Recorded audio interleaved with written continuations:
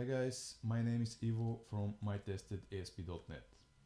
With today's video I'm going to start a new series about entity framework performance, and during maybe 5 or 6 videos I'm going to show the most common mistakes people do with entity framework, and of course we're going to see how to fix them. I have created a sample project which has a cat model with a couple of columns, an owner model which has a couple of columns, and both of them are connected with a one-to-many relationship in which each owner has a collection of cats and each cat has a collection, has one owner. I'm using SQL Server and I'm using Entity Framework Core. Most of the mistakes I'm going to show are the same with Entity Framework 6 and with Entity Framework Core, and if there is a difference I'm going to tell you about it and I'm going to show it. For the performance part I'm going to use the SQL Server profiler here, and I'm going to use the basic stopwatch from system.diagnostics. If you want a better tool to measure performance, you can use BenchmarkDotNet, which is quite cool and quite a lot of projects are using it. Okay, great. The first issue I'm going to show is a very famous one, and most of you should know it, but in my opinion I should mention it nevertheless. It's the n+1 query problem, and that's when we want to get information from two tables and we make our queries in such a way that we make not a single join but a lot of queries. For example, if we want to get all the owners which name starts with 1, not starts, which name contains the number 1, and then we want all the cats which are related to these owners, and we want to filter the cats again, we will have n+1 if we don't write our query in a way that it's more efficient. With Entity Framework Core it's a little bit more difficult to do n+1 queries, so most of the time you will be safe, but I'm going to show what an n+1 is and how you can do it if you're not careful.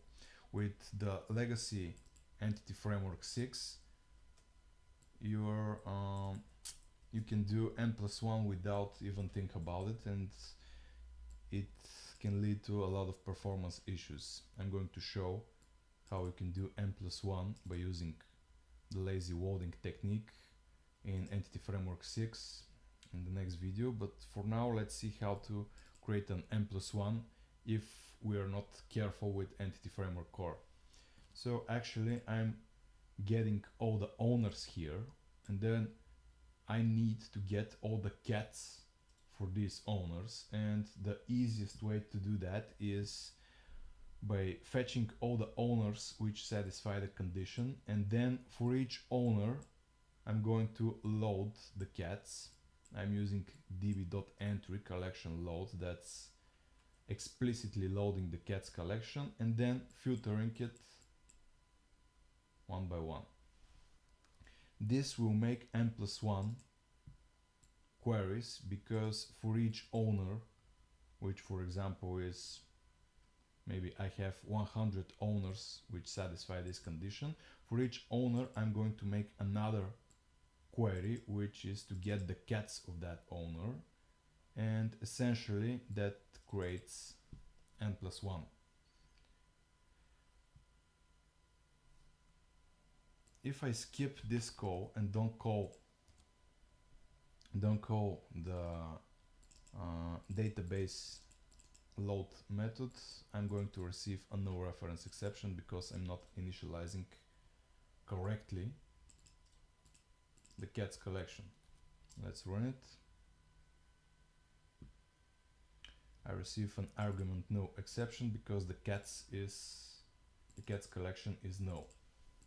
One way to fix that is to use this kind of query, db.entryCollectionLoad, but unfortunately these lines load all the cats which are related to the owner, and then we're filtering them.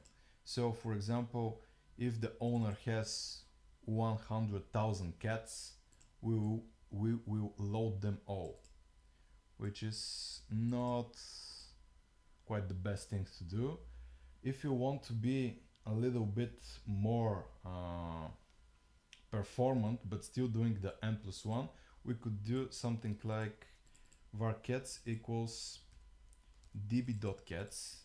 So get all the cats from the table which satisfy the condition name contains 1 and the owner ID of the cat equals the ID of the owner we are currently using. So let's make this correct. And if I run this query, I didn't run the profiler. Let's run it first. If I run only the first n+1 query, I'm going to see that I'm making quite a lot of queries. Here we can see that the first query gets the owner which satisfies the condition with the string 1, and then I'm calling the cats table for each owner. Here for owner ID 1, for owner ID 2, owner ID 3, and so on. I'm making a different query for each owner. Essentially that makes n+1 queries, which is exactly the mistake we're talking about. If I run it just to see how much time the stopwatch will show, I will see that it takes 4 seconds on this machine to execute all the queries, to get the owners and then get their cats having this query. So how to fix that issue with Entity Framework? It's very easy. We have two options. The first one is using include and the second one is using select.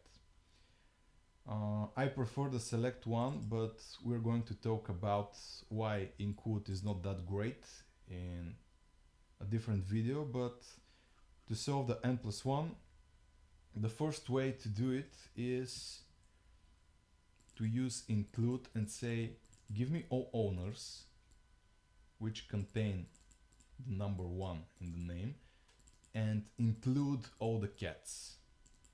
This will essentially make only one query in which it will get both the owners and the cats. And then when we for each the owners and filter the cats, we are not going to make additional queries. The problem here is that the cats are not filtered.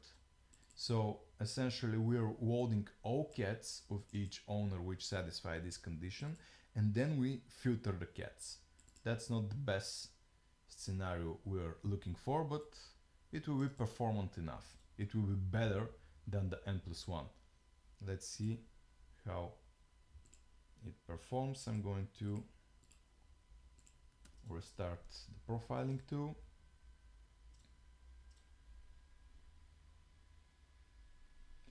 If we see, we have quite a lot of performance improvement. From 4 seconds for the same data, we reduced it to half a second, which is great. And let's check the profiler. If we see the n+1 is still doing quite a lot of queries, but the last query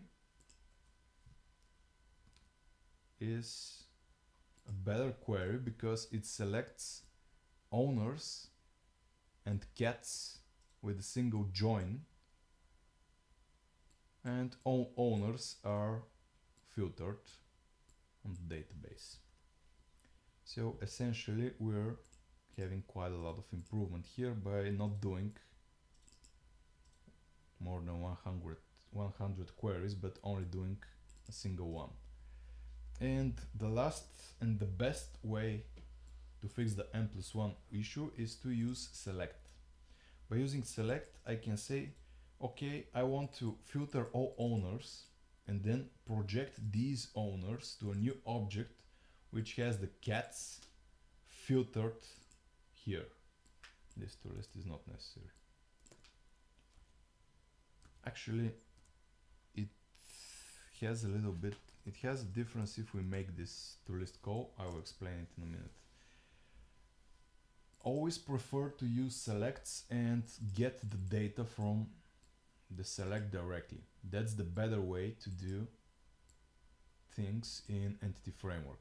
Using select will save you a lot of queries and will give you the better performance in terms of not loading all the cats, but loading only the cats you need. So let's see what's the improvement. Essentially, the include and the select should be similar in terms of time. As we can see, there is not a lot of improvement here, but if we take a look at the queries, in the one query where we are using include, we have a single where which calls only the owner's name and gets all the cats for each owner, and then we filter the cats on the client, on the console app, in memory. But with the select, we receive the filtered data directly in the database, and we get the filtered data completely done. So there is no need to filter it on the client. As we can see, we have a where clause in the cats table and a where clause in the owners table.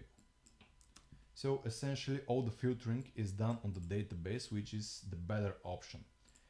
We may not win in terms of time, but we win in terms of memory when we use the select, because we don't need to get all the cats. We get only the cats we want to see.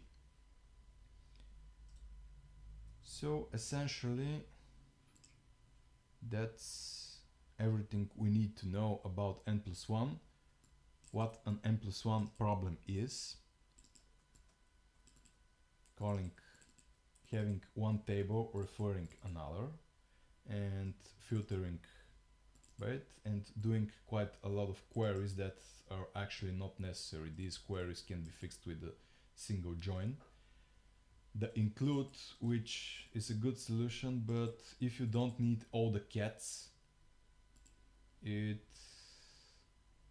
not the best one. You will make only one query, but you will need to filter or do anything on the cats on the client and not in the database, which in some cases it will have a performance hit. And using select, in the select we have the best scenario because we will filter all the data on the database and we will get only the cats we require and not all of them, and then filter them in the console app. I'm going to explain the difference between the toList call here. But first I would like to thank my sponsors. As you may know, I have open source projects about the ASP.NET Core framework. If you don't know, take a look at them. They're quite cool because they allow you to test and assert the ASP.NET web applications. You can test a lot of components, for example, controllers, services, models, whatever you like. It works perfectly for both MVC and API scenarios. My sponsors are Softuni, Smart IT, and Noble Hire. We have a new sponsors. Thank you guys for joining us. Softuni, Smart IT, and Noble Hire. You guys rock. If you want to become a sponsor or backer, you can see how to do it in my GitHub repository.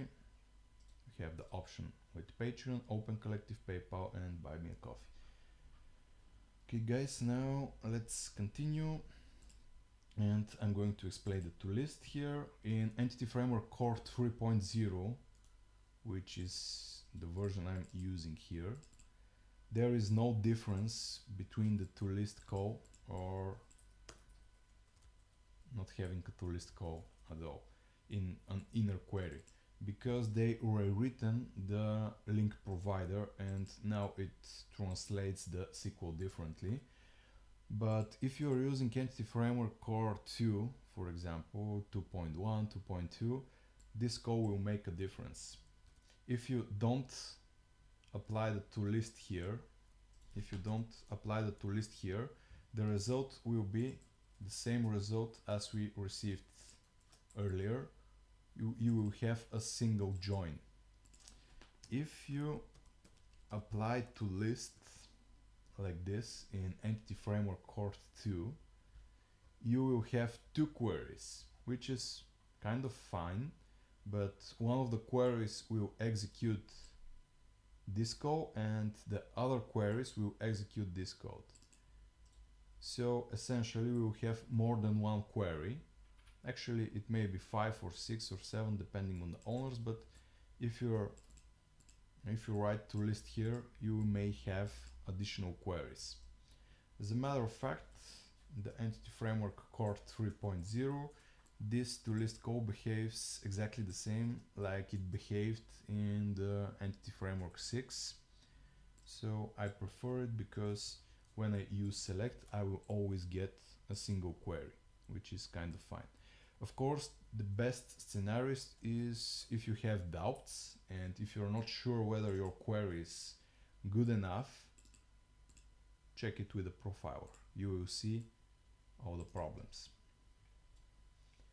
Okay, that was for now, and I'll see you in the next video. If you like this one, hit the thumbs up button, leave a comment below, explain performance issue of Entity Framework if you like, and bye.